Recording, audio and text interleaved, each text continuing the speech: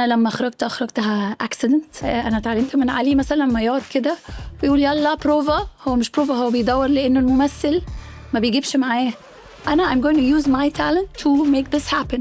في التصوير أنت عارف ال5 دقايق اللي احنا قعدنا ندردش فيهم دول ضاع فيهم إيه؟ ضاع فيهم فلوس قد إيه؟ أنت جايب مخرجة.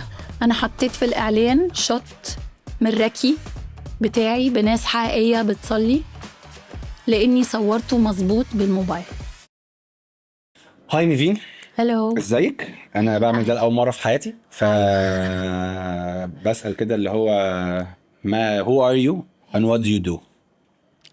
أنا نيفين رجب، دلوقتي بشتغل مخرجة، يعني for the past 8 years بخرج إعلانات. بيرفكت. انا بقى اقول اللي هو بيتكتب في الكابشن ده، عايزه يبقى هو في الفيديو، ما نكتبش الكابشن ده. أيوه نيفين رجب مخرجة اعلانات. أيوه تعالي نخش على طول في الموضوع عشان ما نعملش حلقه توك شو.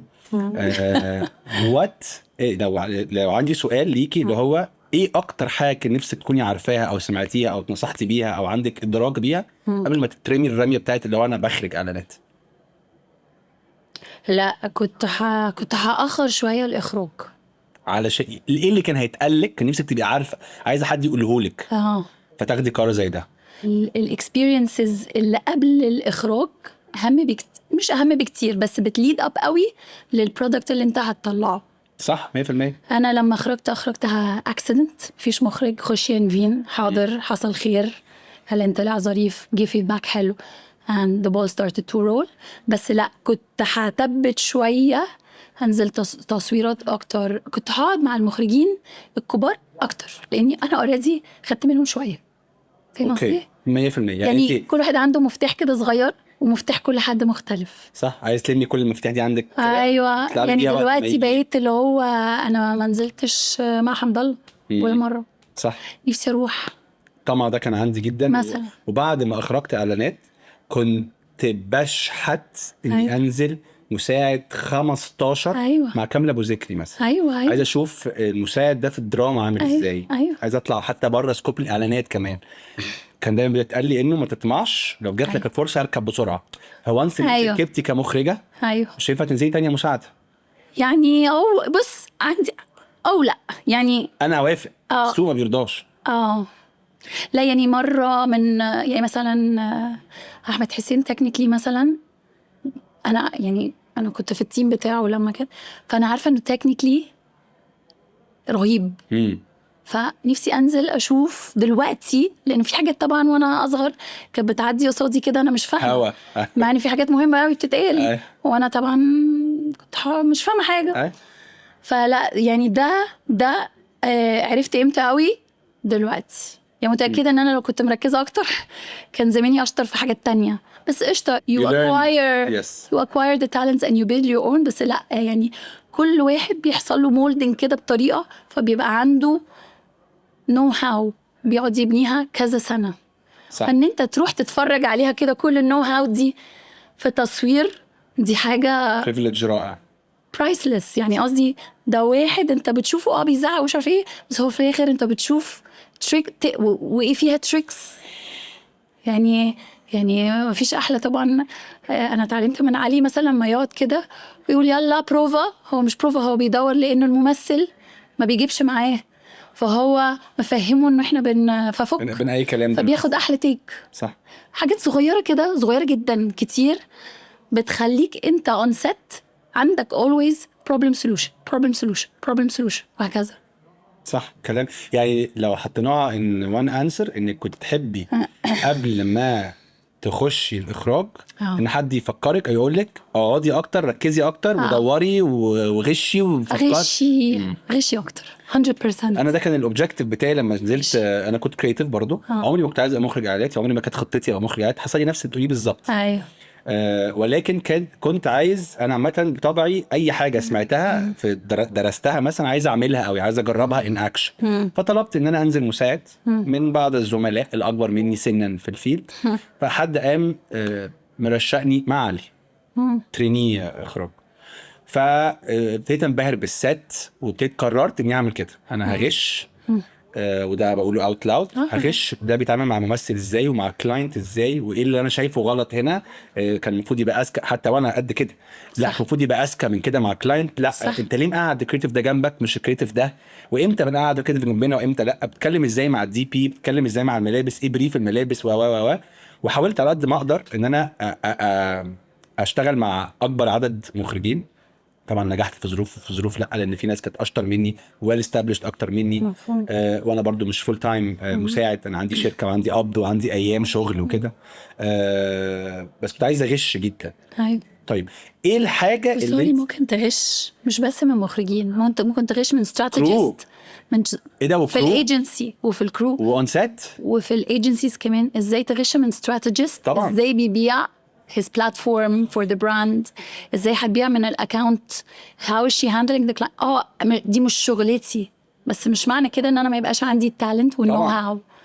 ايه ده، انا بغش من الكلاينت بالظبط، فلا قابله بيها المره الجايه اخد اللي انا عايزه. هتكلموا نفس لغته فهتعرف تسلك في حاجات كتير. يعني كل السكيلز دي it's mini skills كده that make you know how to handle an entire set. هو ده بيبيلد اب لده بالظبط.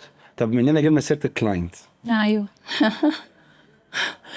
عايز اعرف شكل علاقتك بالكلاينت عامله ازاي، بما انه دي برضه من التشالنجز المهمه جدا، لانه we come from different worlds. في حد جاي بيتكلم على براند اوبجكتيف وعلى براند جايد لاينز وكولر باليت بتاعت الكارت او المنتج، وانتي شخص جاي نفسه يحقق قصه، عايز احكي حدوته. خلاص يا جماعه انا فهمت والله البريف وفهمت الاوبجكتيف، عايز اشتغل، عايزه نيفين بقى تخش. فايه شكل علاقتك بالكلاينتس ان جنرال، او ايه مفهوم علاقه المخرج بالكلاينت من وجهه نظرك؟ مش خلينا نهرد على ده الاول عشان ما نكركبش السؤال. ايه مفهوم علاقتك بالكلاينت؟ لا اعتقد انا شفت برضو، لاني قعدت كرييتيف فتره طويله، ففاهمه هو بيدور على ايه. فساعات بديه له حتى لو في تريتمنت على فكره، حطها له كده، ليه خليه يدور عليها اهي، ما هي صح، وهي وهعملها بالشكل اللي عاجبني. انا مش بقول بس اهي انا معاك، بس اهي انا شايفاها بتدور ليه، ما هي صح، عشان calm his nerves. خلاص what he's looking for، لأنه هو بيبقى داخل التريتمنت أو داخل التصوير أو داخل whatever. طبعا تريتمنت أكتر حاجة، هو بيدور على حاجة أنا هديها له بأحلى شكل ممكن، بروزها لك على طول in your face بشكل عجبني طبعا، مش بقى خالص. دي أول حاجة. تاني حاجة زي اللي أنا كنت بقوله لك قبل كده، في الكلام لازم أبقى فاهمة هو بيقول ايه، ما تبقاش لغتنا مختلفه. انا فنانه قوي وانت ماركتير قوي، انا فنانه قوي وانت ماركتير قوي، وهو قلقان لما انا مش عارفه ابيع اللي هو بيبيعه، وهو عنده بعد كده اوديت وعنده فلوس لازم تخش. فلازم ابقى محسساه وفاهمه الريسبونسبيلتي اللي عليك. انا عارفه ان انت لازم تبيع. It's not about my pretty frame. Yes, I will make my pretty frame إن شاء الله، بس أنا فاهمة what you need to do. فأنا I'm going to use my talent to make this happen. يعني أنا في الآخر مش لازم نقعد نتخانق على الرخامة دي حلوة ولا لأ. مهم إن البرودكت باين pops out. طب الخناقة دي بتكسبيها إزاي؟ إنه دايما موجودة الرخامة دي عجباني ولا لأ؟ بص في كذا نوع كلاينت برضو، خلي بالك. يعني في كلاينت اللي هو ايه، لا انا هاخد الشوت وبعدين نبقى نتصرف، لانه احنا ما عندناش وقت للكونفرسيشن دي دلوقتي، الوقت غالي قوي فالشمس بتنزل، فانا هاخد الشوت وبعدين تعالى بقى اجرب لك اللي انت عايزه. مع ان انا عارفه هي برضو بتبقى gut feeling وفي نفس الوقت ثقة. يعني لازم الواحد برضو يبقى assertive كده، انها خلاص انا عارفة بعمل ايه، انا عارفة انا بعمل ايه. انا هاخد الشوت ده في احلى نور عشان ابقى ضمنت الفورمات وضمنت اللي انا بيعهولك، وبعدين بقى تعالى بقى نتكلم، نجرب ده نجرب ده نجرب ده، مادام انا ما بجيش على حاجة تانية. وانا برضو بخليهم aware قوي. While we were having this conversation, we lost 2 shots. 100%. It's a simple math equation. It's not blackmailing, it's not anything. بس هو يوم التصوير كده. تعالوا دايما بقول في الPPM يا جماعة تعالوا نتكلم في كل حاجة، تعالوا ما نروحش النهاردة. تعالوا نبطل كلام في التصوير بليز. بس في التصوير انت عارف 5 دقايق اللي احنا قعدنا ندردش فيهم دول ضاع فيهم ايه؟ ضاع فيهم فلوس قد ايه؟ تعالى نتكلم فلوس. لا وضاع من اعلانك. ما هو ده. لا انا عايز اتكلم بلغته قوي ان انت عايز تحاسبني اخر اليوم على انك بتصور 38 اسمه شوتينج داي. اسمه شوتينج داي. شوتينج داي اسمها PPM. واسمها PPM بالظبط، يعني اسمها shooting day، يعني we're shooting all the time. we're not having conversations, we're not brainstorming. debating كمان. we're not brainstorming خلاص وقته خلص.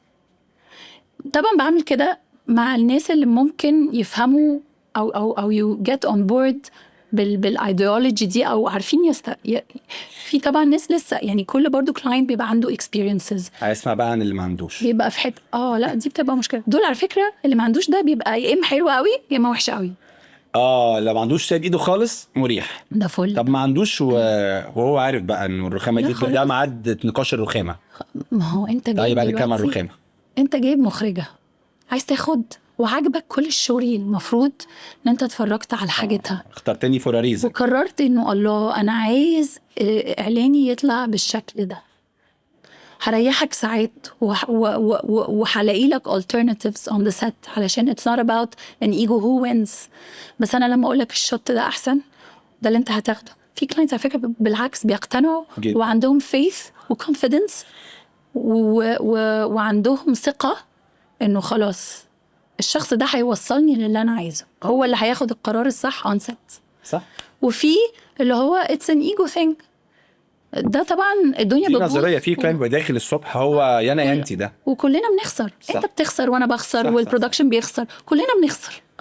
هي حرب. انا دايما حتى انا دايما بقول انه شوتينج داي على قد ما هو بيبقى صعب جدا ومسؤوليه كبيره قوي عليكي كمخرجه اون سيت، لان كل ده لازم يحصل، وساعات بيبقى معظم الوقت بجد المفروض يبقى مش ده كله بيحصل فيهم واحد او يومين، محتاج يبقى في 15، بس احنا عاملين يومين بس خلاص. وانا قد وبيعلمني حاجه، يعني لما حاجه عايز 4 ايام واعملها فيهم وتطلع حلوه، بس ساعات بحس كده كتر خيري، يعني قصدي والله انا اتعلمت حاجه. ايوه. ولكن في كده الصبح انا دايما بروح اسلم على الكلاينت الصبح اول ما بخش.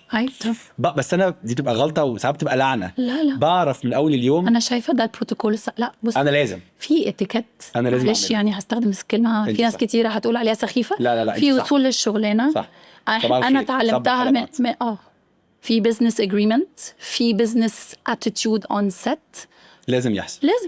انا معاكي 100%. انا مش واحده مراهقه جايه الست وماشيه، لا انا واحده الشخص ده حاطط مأمني على مبلغ كبير وعلى سمعه شركته واسم منتجه. انا معاكي في ان انا بقول عليه اتيكيت، يعني بسميها نفس الشيء. في بروتوكولات واساسيات لازم اعملها، فبخش اصبح. بس بقول لك اللعنه في ايه، ساعات بتبتدي يومك تبقى مثلا حظك بتصوري مع كلاينت من بره، فكل بروسيس فيرتشوال. ايوه. والفيرتشوال زي ما هو ساعات بيبقى متعب قوي، ساعات بيبقى مريح جدا، وبتيجي تتفجعي في الاخر. يعني بيبقى كلاينت اللي هو تحفه، الديكور تحفه، نيجي بقى نتقابل كانه بيتعرف عليكي وعلى الاعلان دلوقتي في اللحظه دي. فاهمه قصدي ايه؟ فاهمه. دي بتبقى لعنه برضه على الصبح. بص، في نقمه الريفرنس. اعوذ بالله. ماشي. اللهم احفظ. هي برو اند كون. اصل انا ممكن اقول مودرن، انت رسمت حاجه في خيالك بيت الساحل بتاعكم مثلا. صح. انا مودرن ده صوره كتالوج شفتها في AD دايجست، Architectural Digest. فلا يعني لازم برضو نبقى، يعني انا برضو حريصه قوي انه يعني على ده اوريهم، يعني انا بحب اشتغل كده علشان ما نبقاش احنا lost in translation. يعني في حاجات different pages، في حاجات relative قوي. انت بالنسبه لك ده مودرن وفي قيمه وذهبي، وانا بالنسبه لي ده كلاسيك ومثلا خطوطه، يعني قصدي تعالى نتكلم. what do I mean by the word. انا يعني انا اسف كلمه، بس هسبون في ديت للدرجات ده يا جماعه by this بس اللي بيحصل انا بحاول اتكلم عنه عشان اللي عايز اخش في الخناقه دي انه انا قلت لهم ووريت واتناقشنا وهزرنا was very fluff. بعدين بنيجي معاش بانيك اتاك بيحصل ساعات، او بيبقى حظك وحش انه مش الكي بيرسون هو اللي معاكي اون سيت. ففي صوره بعتت على الواتساب، ايوه، وابتدى يبقى في بانيك توتال، واحنا مصورين 99 شوت، ففجاه عايزين نغير لبس نيفين. بس ده انا بقى اللي بالنسبه لي بجد، هو مش قصدي بجد والله اعمل حاجه، بس انا لسه في التشالنج لغايه دلوقتي ان انا دايما مقتنع بالجمله اللي انت قلتيها. حضرتك جبتني، المفروض اتمنى ان يكون السبب انك جبتني فيه انك عجبك شغلي، مش عشان انا مثلا ارخص مخرج تقدم لك في البيتش اقل بادجت، او علشان شفت لي اعلان وحسيت يا خرابي سكر فجايبني عليه. اتمنى تكون اوفر اول مقتنع انه انا او حضرتك هنعرف نعمل ده. يعني جاي من ريلاكس شويه، يعني قاعد كده في التصوير بتاكل وبتتفرج على المونيتور ولا يعني شغلي مع استاذه نيفين رجب برضه يعني لازم يكون ده عند الكلاينت. لما بتفاجئ بيه الصبح في وشي ان احنا على الريق الساعه لسه الشمس ما طلعتش عشان انا جاي قبل ميعادي بساعه، جاي تتكلم معايا في انه بس احنا مش مودرن خالص، بيبتدي يحصل لي حاجات في مخي انه هل ابقى ديفنسيف انه طب يا جماعه هو ده اللي في البي بي ام دوكيمنت، ولا ابقى فريش واسحب كرسي ويحس ليه يا استاذ ايه اللي مش شايفه ومش عاجبك، او ارد الرد اللي ساعات بيستفز ناس انه ايه رايك نشوفه لما ننور ونشوفه على المونيتور، بلاش انك مين دخلك سحبت عندي في البلاتو وقعدت تتفرج على حاجات شكلها وحش ما اتنضفتش وما اتنورتش. فانا بسالك بقى هنا امتى بتحسي سوري معلش؟ لا لما بحس ان انا بخسر شوطات، بخسر كواليتي. this is when I start to draw the line. قبل كده ما عنديش مانع خالص ابتدي افهم وسبون فيد ان احنا عندنا ملكة بسبب بيع. مش بس بيع، بسبب ان انا بتفرج كتير، بسبب ان انت بتتفرج كتير، بسبب ان المخرج دايما يعني اكتر حاجة متدربة، فدايما عندك very quick jump ده حلو ده وحش. انت الموضوع عندك ده very clear، مفيش hesitation او بنسبة كبيرة يعني. طبعا فاهم قصدك. فانا عندي القدرة دي سريعة قوي، فأنا ممكن بص هي حلوة هنا ليه، هي هنا هتبقى وحشة ليه؟ ممكن أعمل ده.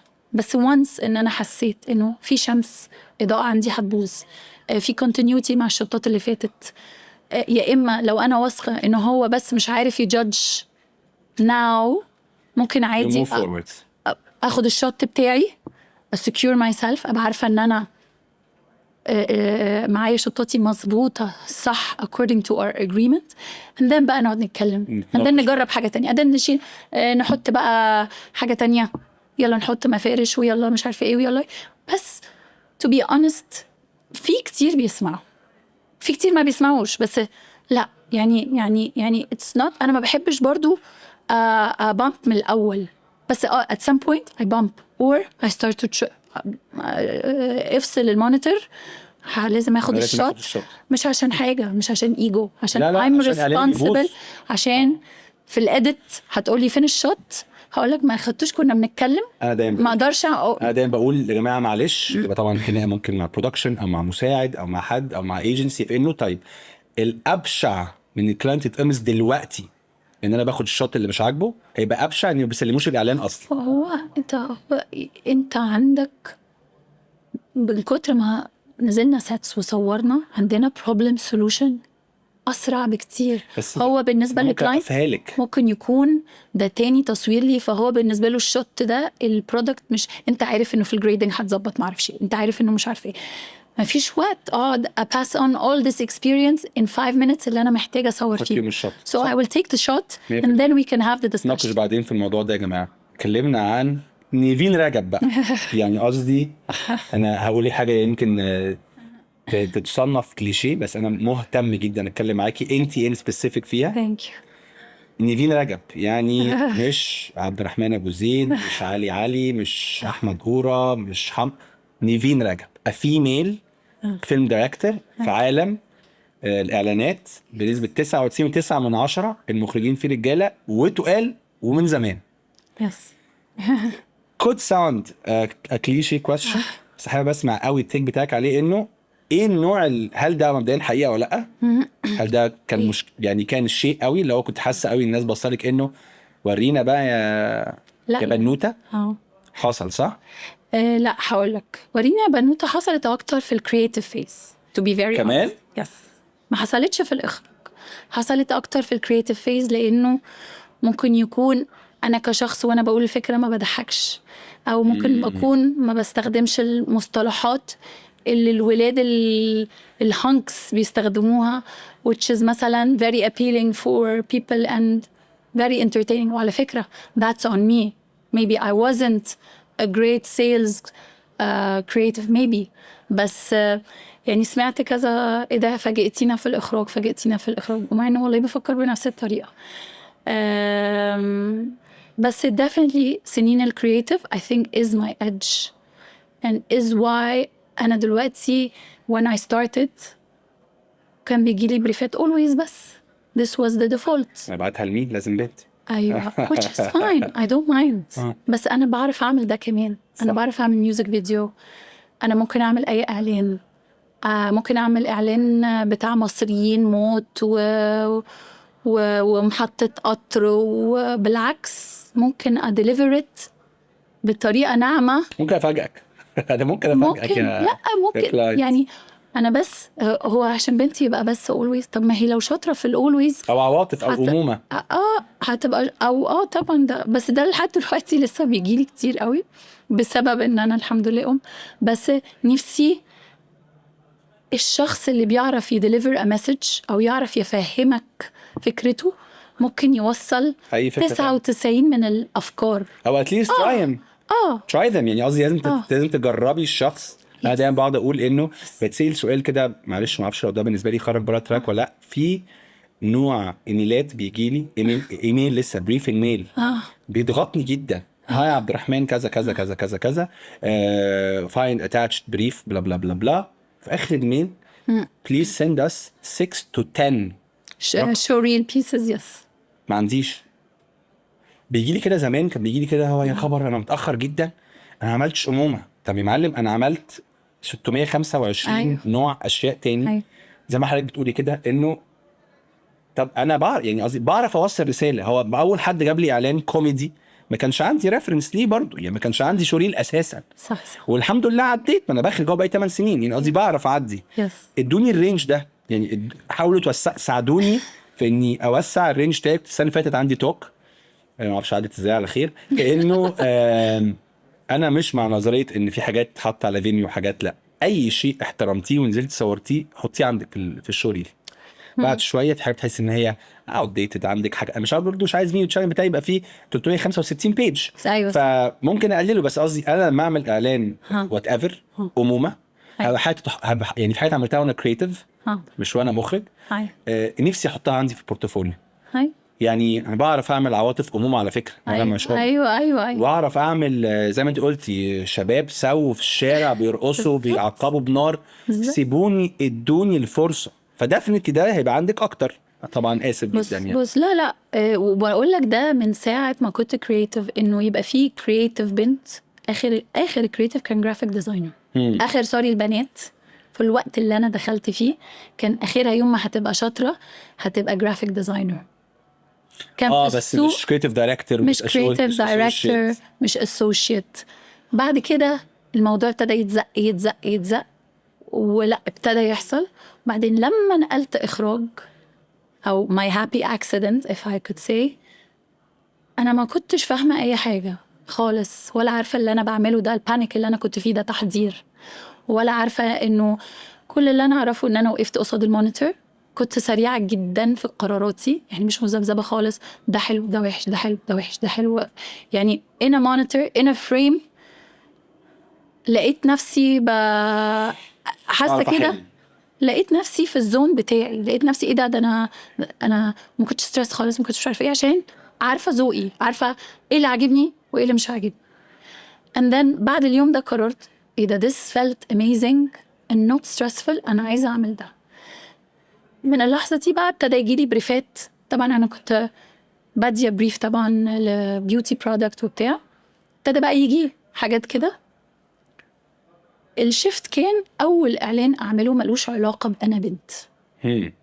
this was يعني for me برضو another pinpoint. وابتديت ابد مع مخرجين ولاد وناس يعني اساتذه يعني اساتذه الصراحه.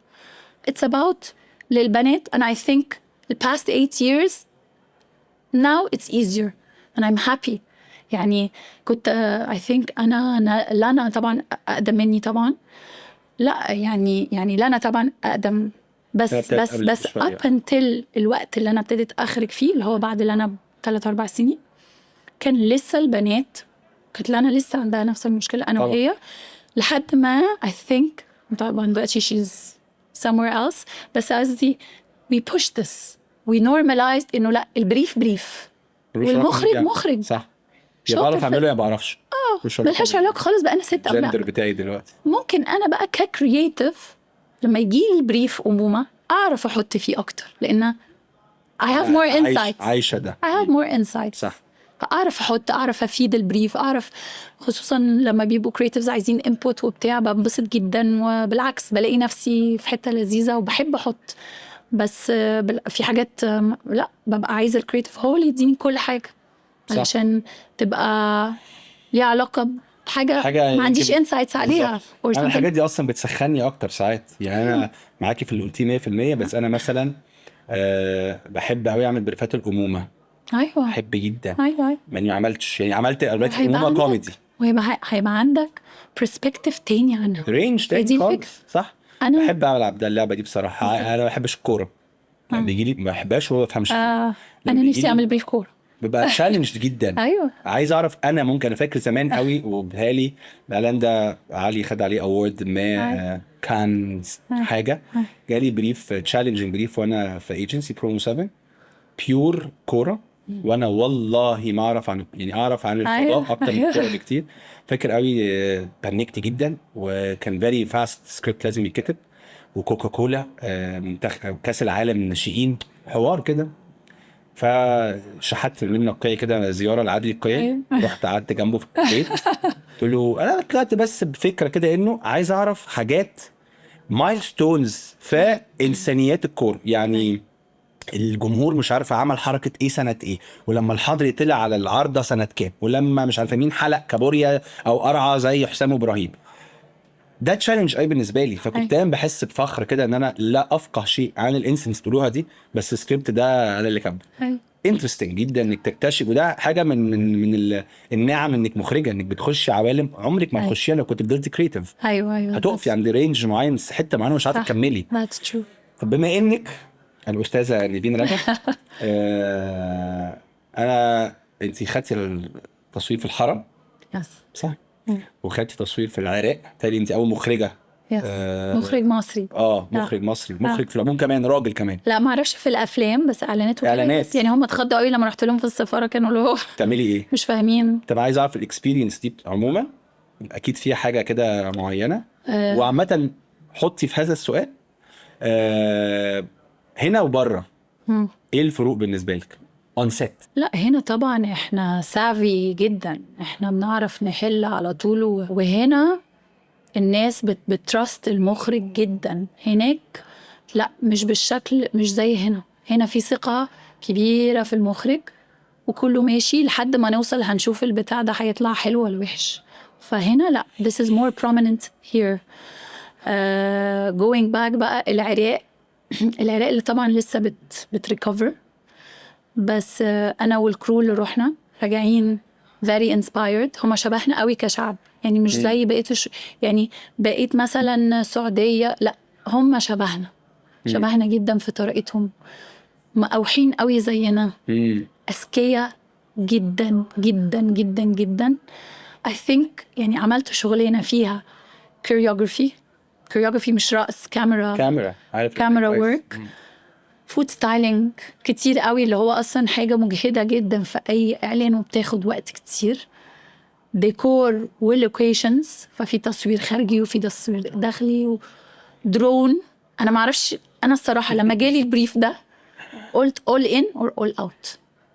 حطيت كل حاجه عايزه اعملها في بريف واحد، وحاجات كنت عملتها قبل كده وما طلعتش حلوه زي ما انا عاملاها فمكان ما تعرفيهوش، فمكان ما عرفوش. بس الصراحه لا، we had يعني كان معانا الكرو كرو من مصر الصراحه، كرو to be very honest بصراحه. دي حاجه فلما انا طالعه بالبوكيه يعني ناس عظماء يعني وطلعنا وصورنا. بس لا، العماله هناك ذكيه جدا.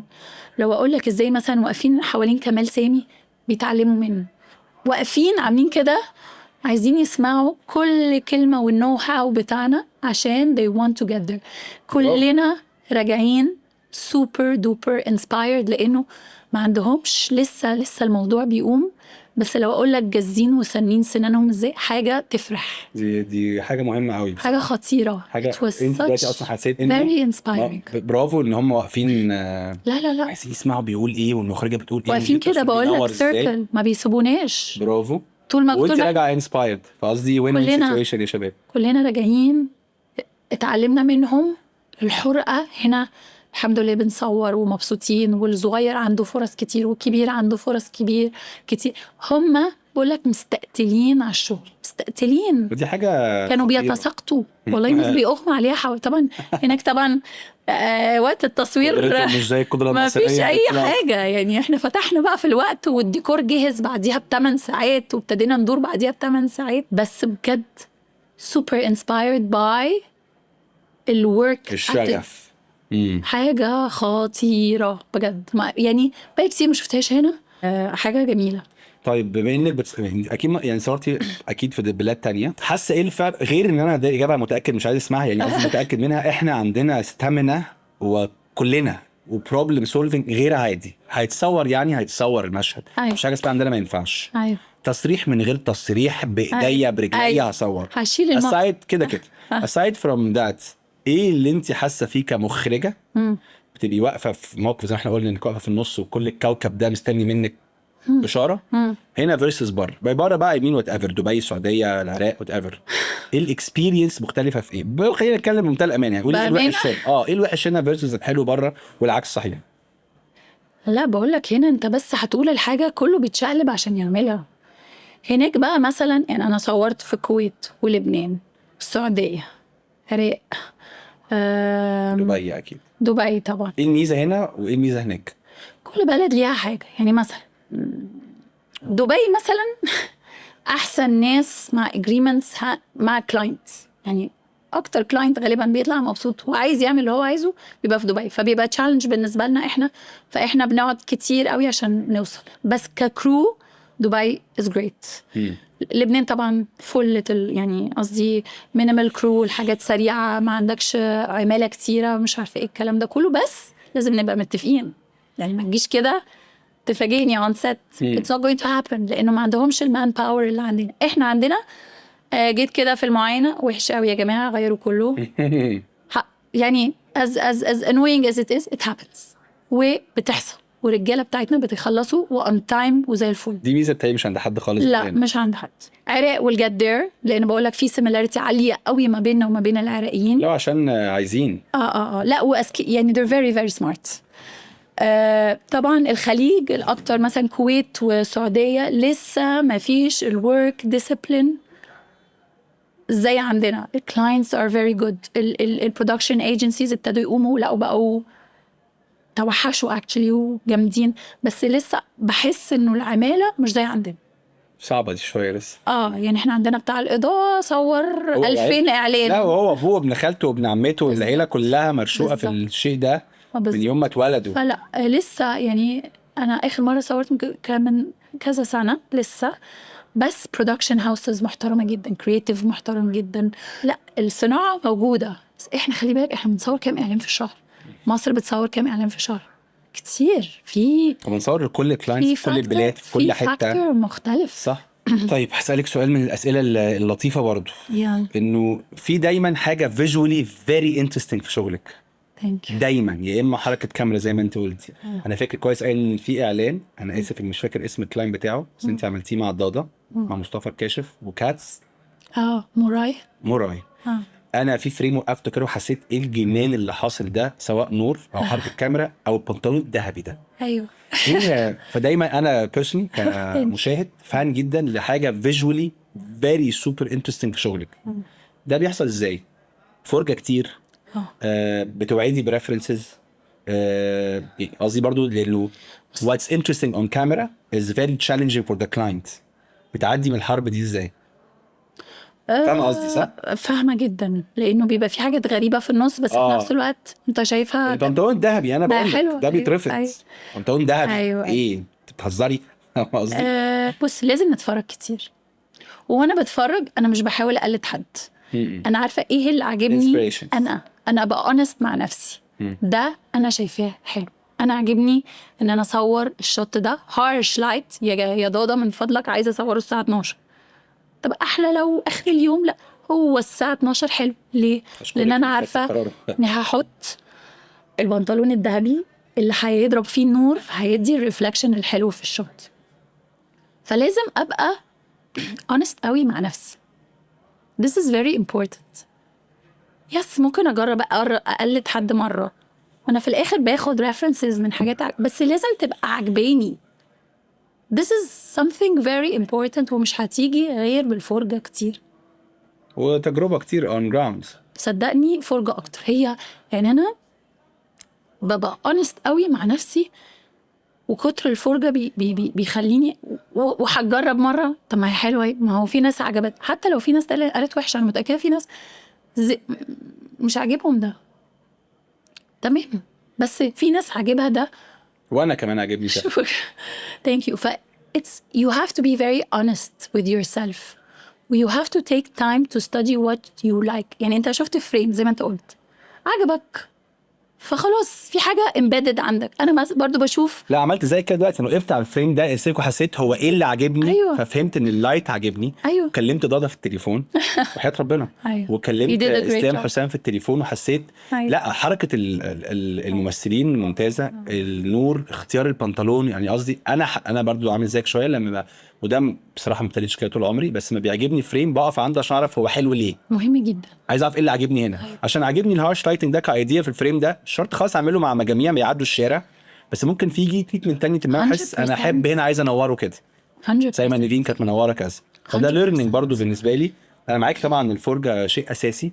لا وبقول لك لازم الواحد يبقى صادق مع انا ده عاجبني. وعلى فكره في حاجات الناس بتقول عليها رهيبه وكسب مش عاجباني مش حباها صح. اعمل ايه اموتني حتى لو انت اللي عاملاها. في حاجات الناس بتقولي حلو قوي وانا ببقى عارفه اللي هو طيب خلاص هعمل ايه هو ده اللي حصل كنت عايز اعمله خلاص حصل خير ان شاء الله. وبقول لك هو ده اللي عملته في العراق انه حتى الحاجات اللي اتعلمت منها قبل كده حققتها في الاعلان ده لانه خلاص جربتها مره وفشلت بالشكل. ف this is how you craft 100% بحاول قوي اغطي كل حاجه هما بيزعقوا لي وانا نفسي قوي اسال اسئله اكتر وارغي اكتر. عمري ما قعدت ارغي معاكي في الشغل وده شيء بالنسبه لي فري هاخد كارير الاذاعه بعد كده. والله عاجبني قوي ان بالنسبه لي very there's something I want to say حاجه please على الحرم. بص في يعني ممكن حد مخرج يعدي باكسبيرينس زي دي كم مره وما يقولهاش تاني بس انا بالنسبه لي الحرم غير طبعا انه مكان هولي وكنت متنشنه قوي وعملت ركي 7 ساعات عشان في حاجه في حدث بيحصل دايما في ناس دي قصه احب احكيها. يوم التصوير ما دخلوناش الصحن اوكي وانا كنت اليوم اللي قبله عامله ركي مرعب لكل المخرجين.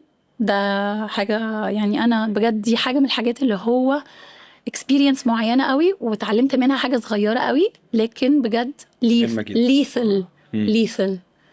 أنا حطيت في الإعلان شوت من ركي بتاعي بناس حقيقية بتصلي لأني صورته مظبوط بالموبايل. أوف. لما تبقى في حاجة مكان وده برضو ليه علاقة إن يبقى عندي background production. أنا فاهمة إنه اللوجيستكس بتاعت المكان ده مش في إيدي خالص. ممكن عادي ما اعرفش اصور الشوت ده وقت الجد. فأمنتي نفسك بشوت بتليفونك؟ اخدت الشوت بالتليفون مع اني انا بقى معايا استدي كام ومش عارفه ايه وصباح الخير وبس ثانيه. لكن في الاعلان ده هو احلى ثانيه لانه it was true. ولو كان الشوت اطول شويه كنت حطيته اطول بس انا ايدي باظت بعد كده.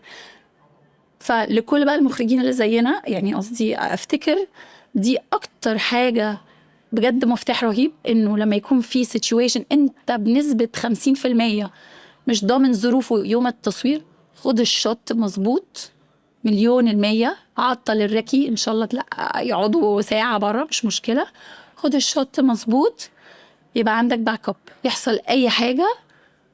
بس ده very rare situation. نتكلم في شوت زي الحرم والله مش شرط. عندك قطر بنصوره هنا في مصر والشمس بتنزل. لا موافق. انا عملت حاجه شبه زي بتقولي كده قوي في جورجيا في شوت اندر جراوند. ما عندناش هم جو ان احنا بنشتري المكان وبنأجره وانا في الراكي بقول لهم احنا هنعمل ايه في تصوير. قالت لي على وضع حاطط ايدك كده يا باشا زي ما احنا هتيجي تصور. شوف هي قالت لي اللي انت قلتيه. شوف انت عايز تعمل ايه. شوف عايز اجيب لك كاميرا في التكنيك الراكي. شوف عايز تاخد الشوت يعني شوفوا اعمل الكوريوجرافي بتاعتك زي ما انت عايز. بس انا I can't promise you anything يوم التصوير غير ده. هو زي النهارده كده. Yes. فما جينا في التصوير طارق حفني غيرت رايي فجاه وطمعت جدا لان كل حاجه مشيت زي الفل الحمد لله يوميها. قلت له نط في القطر خد الشوط من جوه ولفيه وانزلي في القطر اللي بعده. فقلت له ممكن؟ قالت لي اتفضل. هيطلع بطوله This is 6 شهور. يعني I think this is something احنا اتعلمناها برضو من احنا هنا في مصر عندنا ده. عندنا هنتصرف. هنعملها لك. هنتصرف. عندنا اتيتيود ده. بس زي ما انت قلتي لازم يكون في التراست اللي بدنا من الاول ده انه وكانت سلمى بتقول قبلك برضو في البودكاست لازم يكون في تراست انه اللي هو الحلم العربي انه الكلاينت مقدر انت مين وبيحترم ده ومبسوط انك معاه اون سيت. الانتاج نفس القصه، كروك نفس القصه. لو المستطيل ده اتجمع طبعا خلاص احنا كده كلنا بنبقى حابين جدا نعمل لبعض. وانت حابه تسمعي الكلاينت وعايزه تطمنيه وعايزه تبروزي له ده في تريتمنت وان سيت والبرودكشن فخور جدا وكانت ويت ان عنده ينزل يحط عليه اسمه. فاهم قصدي؟ الحلم العربي ده جميل جدا. اتمنى انه يحصل في العموم. It happens. بتحصل كتير بصراحه. انا معاكي. مش انا مش من الناس اللي هو بتقعد تقول الناس ضدنا والكلاينت ضدي والانتاج بيكرهني. مش بحب القصه دي خالص. مبسوط جدا ان اتكلمنا. هما بس بيزعقوا لنا. لا يلا خلاص كفايه تهزيق. وزي ما قلت السينك سكول سينك ساميت ان انا مش عارف اخلص ابدا في الوقت اللي هو مهم. تاني ان انا هكلمك قريب جدا وننزل نكمل الموضوع ندردش بقى في اي حاجه ثانيه. ايوه شكرا قوي. ثانك يو سو ماتش. مبسوطه قوي. يلا